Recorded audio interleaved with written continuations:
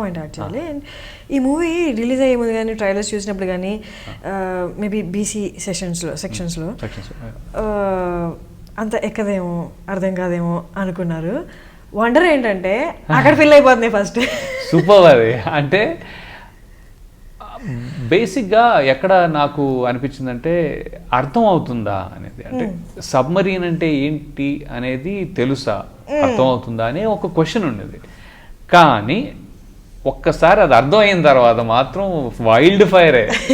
ఇంకా ఇక్కడ ఎప్పుడు ఉద్యోగాలు చేసుకుంటూ ఏంటంటే బిజీగా ఉండే వాళ్ళు ఇంకా టైం ఉంది లేదు చూడాలా ఏంట్రా బాగుందా అని అడిగి క్వశ్చన్లు అడిగి వెళ్తున్నారేమో. కానీ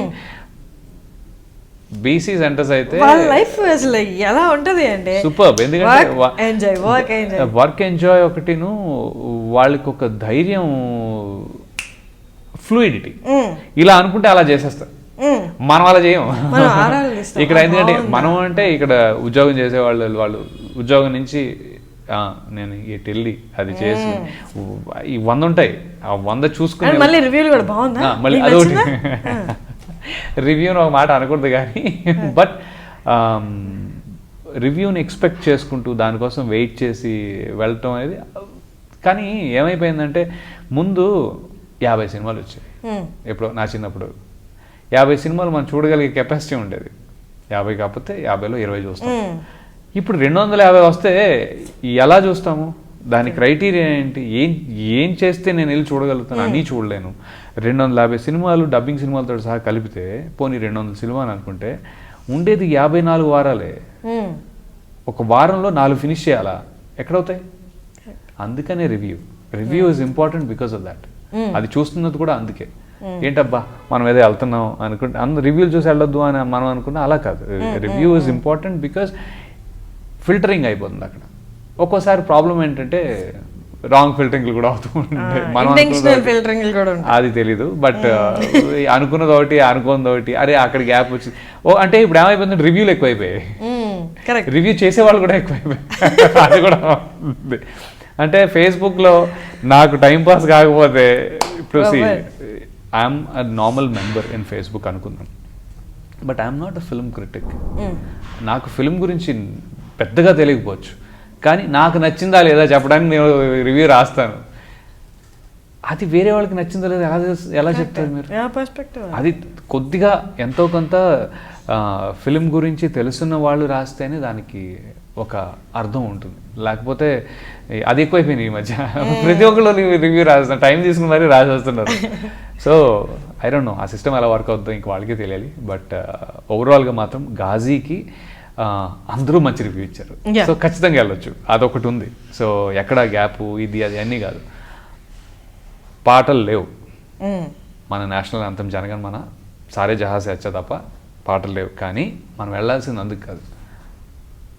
ద వే ఒక వార్ జరిగినప్పుడు ఏం జరుగుతుంది అసలు, మన డిఫెన్స్ ఫోర్సెస్, మన నేవల్ డిఫెన్స్ ఫోర్సెస్ కానీ వెళ్ళి నీటిలో కూడా ఉండి వాళ్ళు కాపాడుతున్నారు బార్డర్ని. That's an important thing. అది తెలుసుకోవడానికి వెళ్ళాలి. So I think they should go. అంతే. మీరు వెళ్ళకపోతే మీరు మిస్ అవుతారు. సారీ. ఒక ఇంపార్టెంట్ స్టోరీని, ఒక ఇంపార్టెంట్ ఫీలింగ్ని మీరు మిస్ అయిపోతారు. సో దయచేసి వెళ్ళండి. ఇప్పుడే ఇంకా థియేటర్స్లో ఉన్నప్పుడే బై ద వే పైరసీ అని, ఇంట్లో చూసేద్దామని, కంప్యూటర్ మీద అని, ఎమోషన్ సగం అక్కడే కట్ చేస్తుంది. మీరు పెద్దగా చూడాల్సిన అవసరం లేదు, వదిలేసేయండి. మీకు నిజంగా థియేటర్కి వెళ్ళి చూడాలని లేకపోతే లైట్ తీసుకుని వదిలేసి తర్వాత ఇప్పుడు టీవీలో వచ్చినప్పుడు మీకు మీరుగా ఫ్యామిలీతో కూర్చొని పక్కన సెల్ ఫోన్లు డిస్కషన్లు ఏమీ పెట్టుకోకుండా చూస్తేనే దానికి ఒక అందం. లేకపోతే it's okay. Feel DTS effect లేకపోతే ఫీల్ని మనం తీసుకెళ్ళలేనప్పుడు చూసి వేస్ట్. ఓకే, అలా అని చెప్పి ఐ మీన్ అదే ఫీల్ని తీసుకెళ్ళామంటే ఇలా మనం వేరే పనులన్నీ చేసుకుంటూ సినిమా చూస్తే ఈ సినిమా అయితే అలాంటిది కాదు. ఎందుకంటే మన కమర్షియల్ సినిమాలో ఇది కమర్షియల్ అయిపోయింది వేరేగా. బట్ నేనేది ఏంటంటే ఒక మంచి కామెడీ సినిమా, మాస్ సినిమా అంటే వచ్చి జోకేసి వెళ్ళిపోయిన తర్వాత కూడా నేను బయటకు వెళ్ళి ఇంటికి సామాన్ ఏమైనా కొనుక్కురావాలంటే తీసుకొచ్చి కూర్చొని మిగతా జోక్ వినిపో, ఐ మీన్ నెక్స్ట్ మళ్ళీ ఇంకోసారి జోక్ వేస్తారు. ఎవ్రీ హాఫ్ అన్ అవర్కి మళ్ళీ మళ్ళీ జోకులు వస్తూ ఉంటాయి, లేదా ఫైట్ వస్తుంటుంది, ఒక పాట వస్తుంటుంది, కాబట్టి ఒక ఘట్టం మిస్ అయిపోయినా నేను మళ్ళీ చూసుకోవచ్చు. ఇది అలాంటిది కాదు.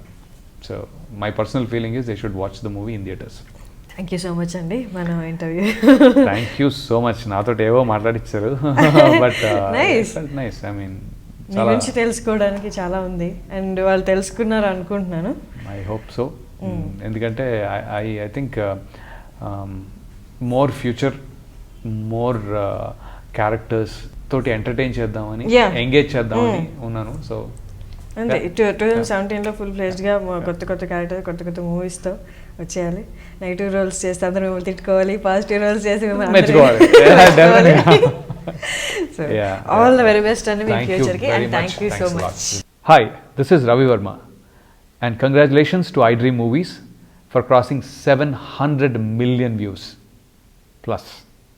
So congratulations. Thank you.